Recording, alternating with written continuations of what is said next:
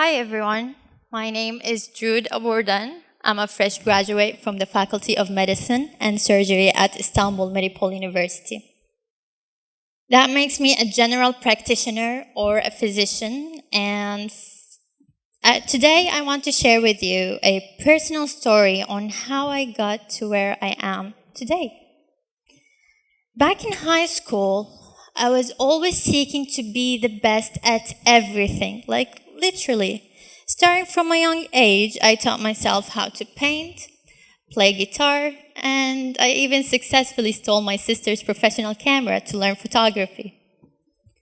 Additionally, I excelled at being a nerd in all subjects except for Arabic language. My average dropped from 100% to 99%, and God, that drove me crazy. Told you, excelled at being a nerd. I participated in almost every school competition and was so popular and known for all of my achievements. All of that combined with the support and ovation I got from those around me, it made me feel confident and powerful beyond belief, like, wow, I'm actually good. So what happened next? I got into university, accepted into the major of my dreams, medicine. Do any of you want to become a doctor in the future? Do I see hands? Yes. Well, I got into the major of my dreams and I failed my first exam. It was the very first exam in the first year of medical school. It included basic knowledge regarding what we learned throughout the first semester. It wasn't a matter of failing the entire year, but it was the first hit of reality to experience failure the first time in my life. Well, for those who are a type A personality, you'll know exactly how I felt by that time. For your information, type A personality individuals are ambitious, highly self-conscious, proactive, and always concerned with time management. In contrast to type B personality, who are more patient, less anxious, and relaxed. I am a type A personality, never satisfied, and always seeking to be more than good enough. So experiencing failure for the first time in my life was tough, especially that I experienced it away from my family and friends who could have played an important role in supporting me. Failing that exam absolutely shattered me into pieces. I lost my confidence, I started doubting myself, and I even started to question whether or not I was good enough for medicine. From a nerd in high school to a failing grade in the major of my dreams. That got me into severe depression. At that time, I did not realize the importance of failure. I wasn't aware of the potential that it would add to my life and to my growth. Everything I had ever wanted, I felt it was crumbled. I hated feeling that way. I had to change something. Deep down, I knew that I could get back up, try again, since there would be other chances of scoring high on other exams. All I needed was a method, a certain recipe, to have the power to try again. Well, fast forward to after that exam, and until I graduated from medicine, I managed to become one of the top students in my faculty. How I did it? I obtained new habits. So here's what I did. I developed new study techniques. I used colorful sticky notes to write high-yield information and would stick them everywhere around my room. I started drawing anatomical structures over my body to improve my photographic memory.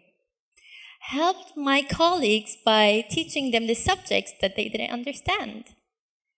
I depended mainly on active recall technique, which I highly recommend, guys.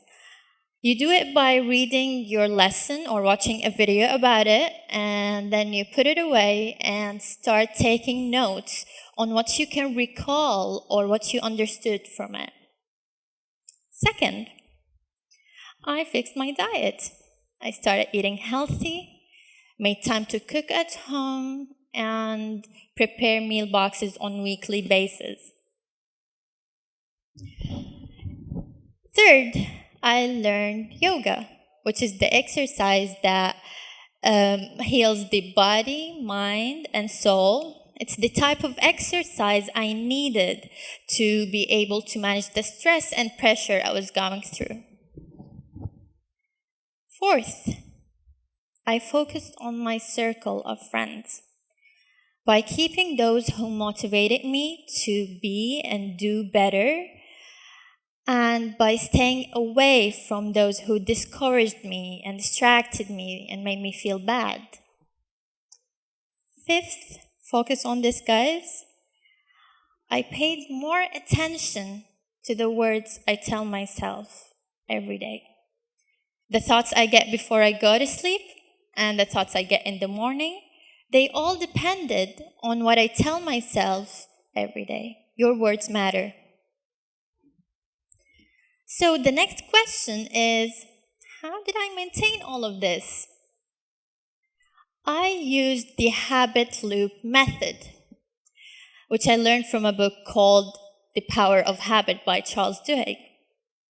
The habit loop is a neurological loop that governs any habit. It has the ability to override old habits by creating new impulses that are stimulated by new urges or behaviors.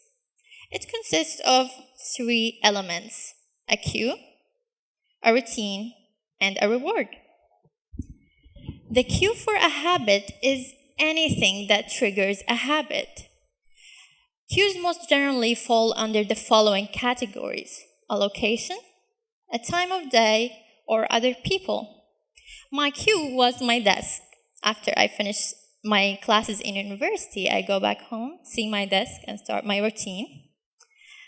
The routine is the most obvious element of the habit loop, since it's the behavior you wish to change or reinforce.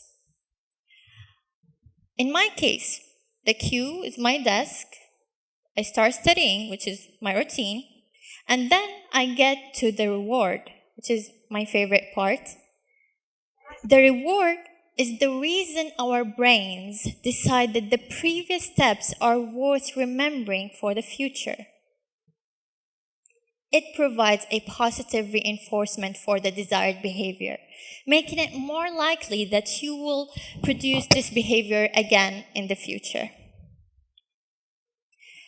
It can be, for example, for me, it was doing yoga with my coach, eating something that I like, or watching an episode of my favorite series, Friends. You guys like it, right?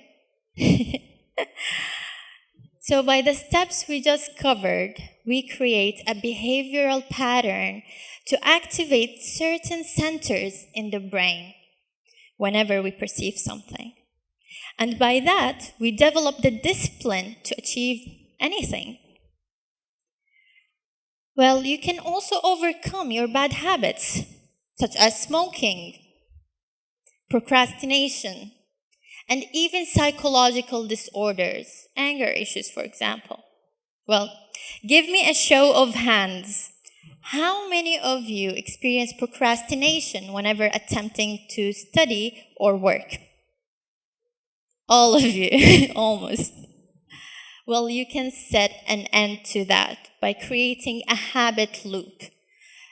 Make an alarm for yourself, a signal. Whenever you find yourself procrastinating, you automatically move to your routine and maybe have a guilt-free procrastination afterwards as a reward. So, Let's practice this together.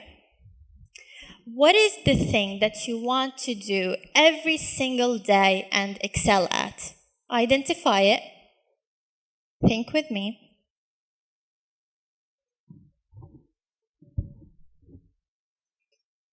Choose your cue, whether it's a location, specific time of day, an object, or a person.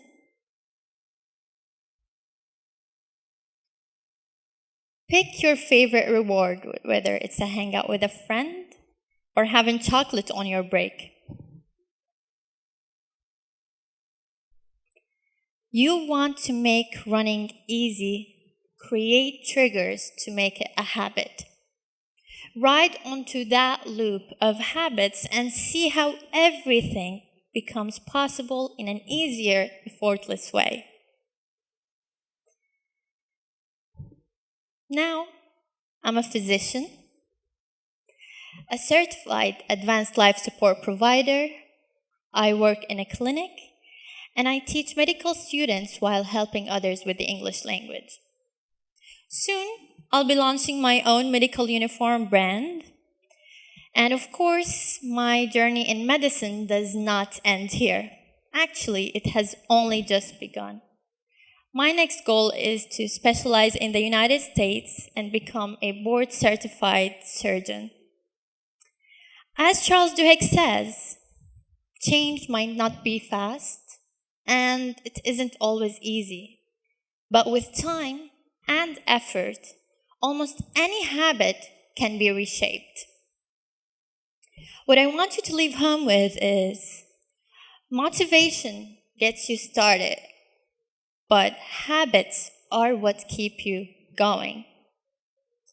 This experience taught me that if we believe in our potential for change, we have the power to overcome any obstacle that this life may throw our way. Thank you for listening.